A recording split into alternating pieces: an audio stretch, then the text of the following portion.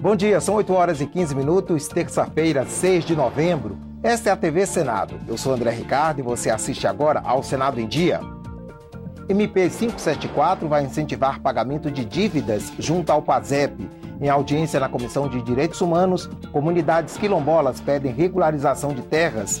Presidente José Sarney é um dos premiados da Ordem do Mérito Cultural. Comissão de Assuntos Econômicos debate esta manhã o relatório do Pacto Federativo. E veja como foi a reunião do Conselho de Comunicação Social, ocorrida ontem, agora no Senado em Dia.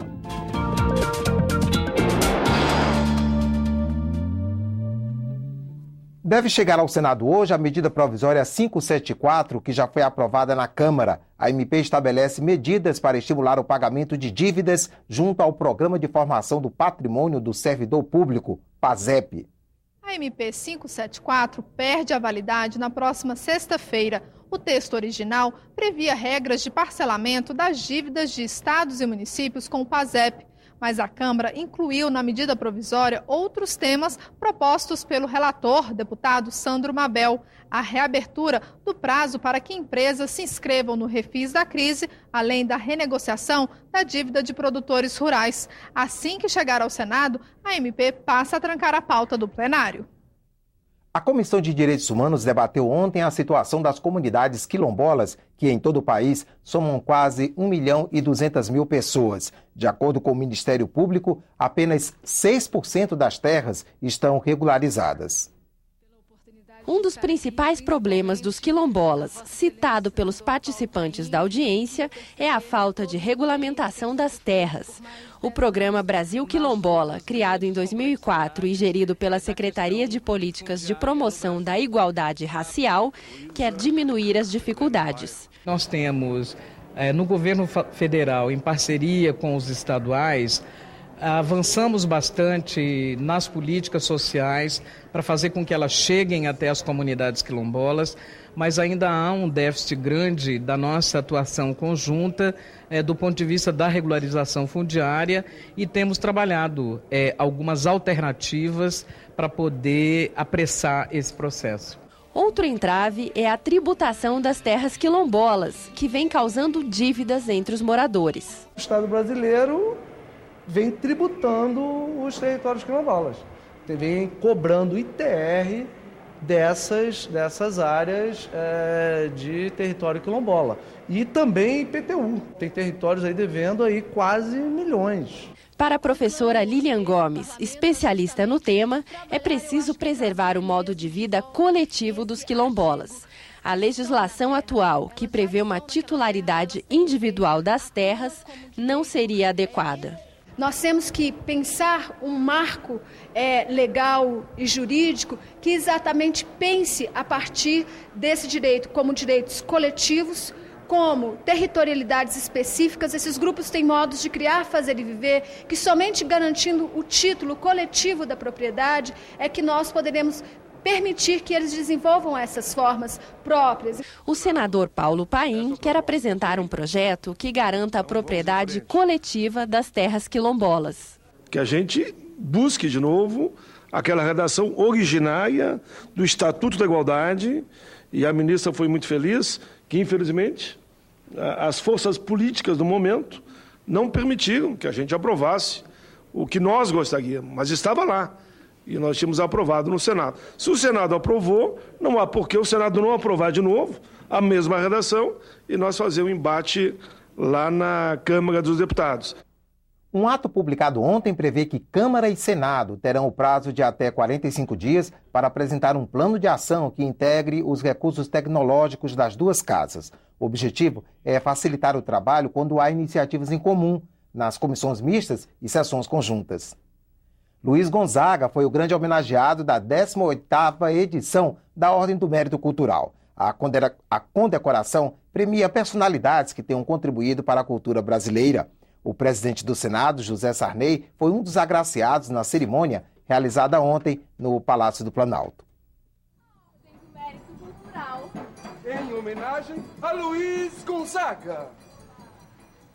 A arte do cantador e sanfoneiro, que faria 100 anos em 2012, deu o tom da 18ª edição da Ordem do Mérito Cultural. prêmio que contempla todas as manifestações artísticas do Brasil.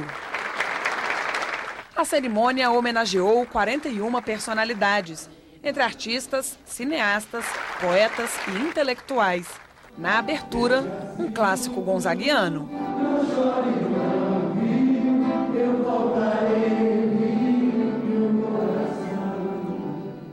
Uma das atrações foi o sanfoneiro que se tornou ator para viver Gonzaga no cinema. Acho que eu nunca toquei para uma plateia tão seleta, né? Então, me emocionei cantando, quase chorei. Os premiados tiveram os nomes sugeridos pela sociedade. A análise e a escolha ficaram por conta do Conselho da Ordem do Mérito e da Presidente da República. Todos os homenageados, sem exceção, representam o melhor da nossa tradição e, ao mesmo tempo, da nossa vanguarda cultural.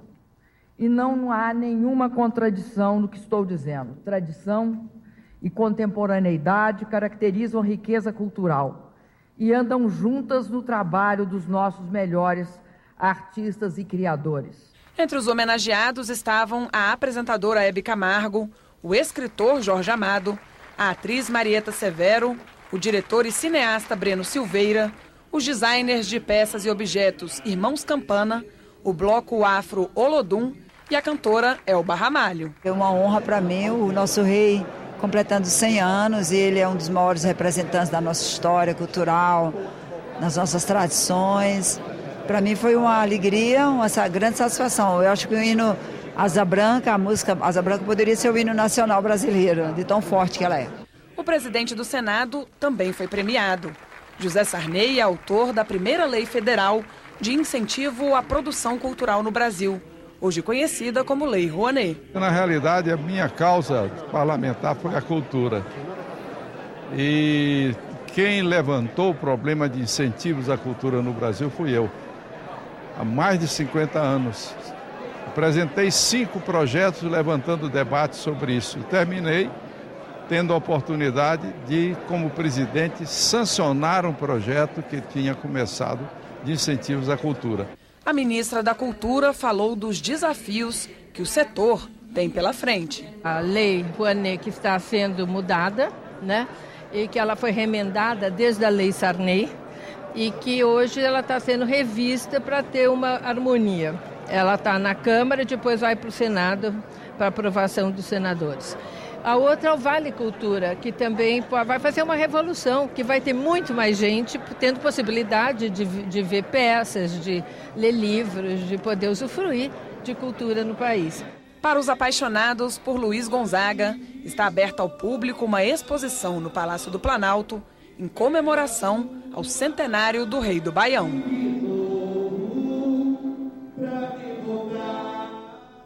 A mostra está aberta à visitação no térreo do Palácio do Planalto até 5 de dezembro, de segunda a sexta-feira, das 9 da manhã às 6 da tarde. E aos domingos, das 9h30 da manhã às 2h30 da tarde. A entrada é gratuita.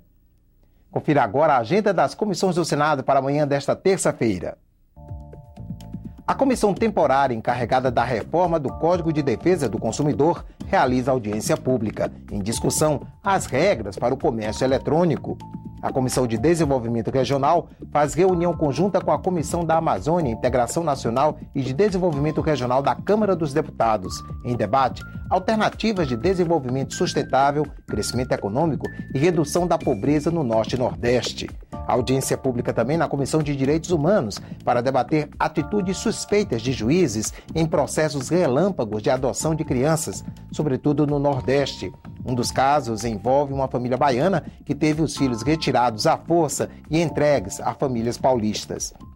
A Comissão de Assuntos Econômicos está prevista para logo mais às 10 horas da manhã.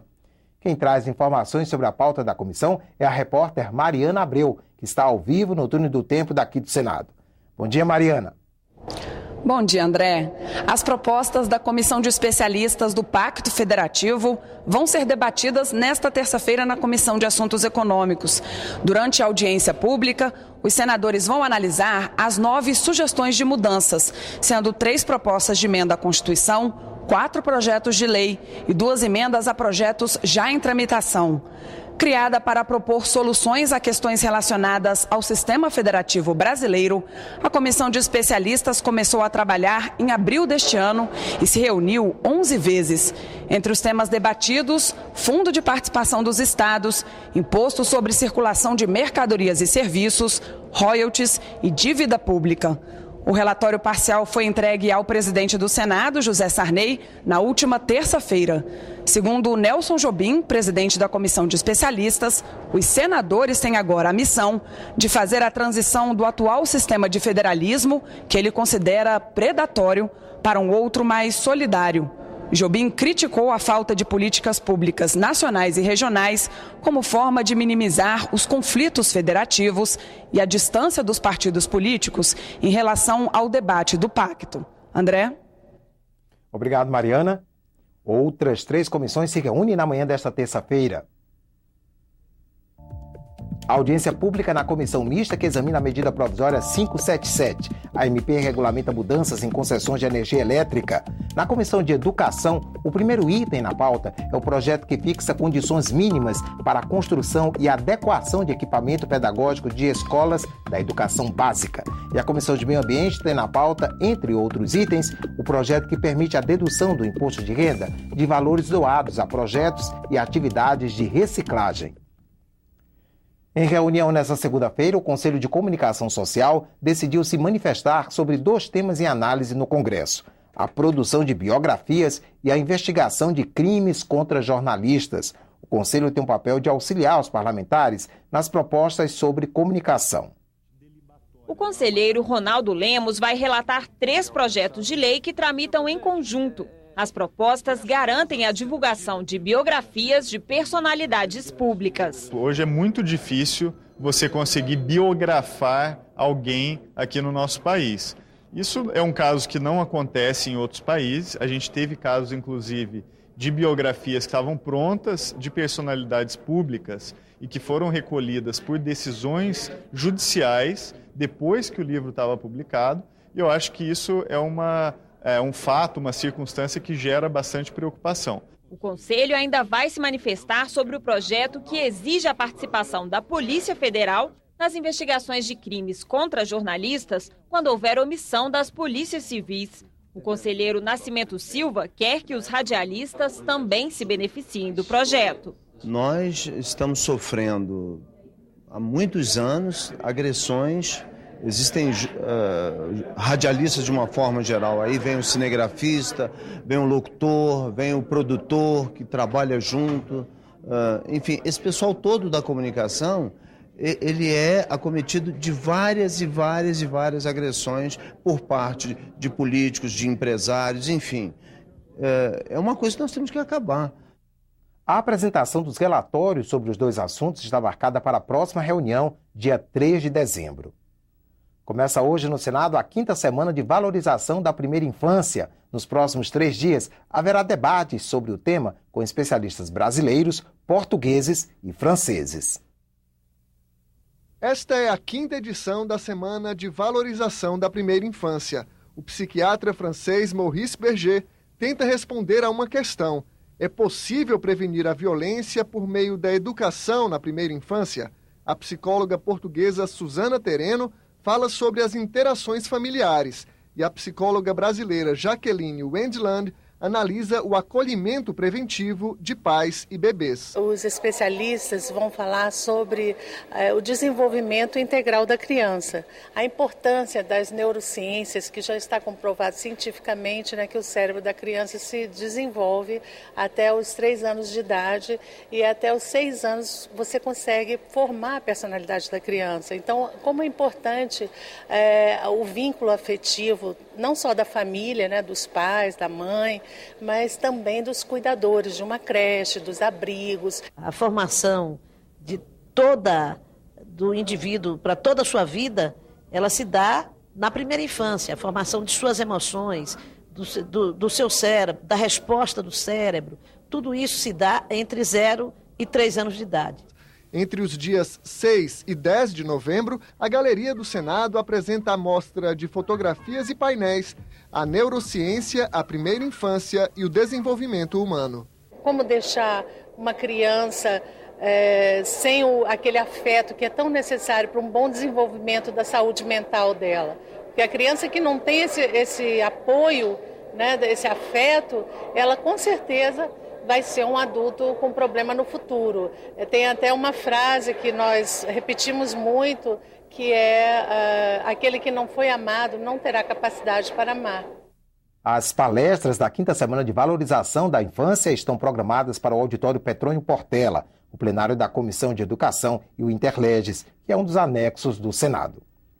Representantes do Judiciário e da Ordem dos Advogados do Brasil participaram ontem de sessão especial do Senado em comemoração aos 63 anos de criação da Associação dos Magistrados do Brasil. A AMB representa cerca de 14 mil juízes de todo o país.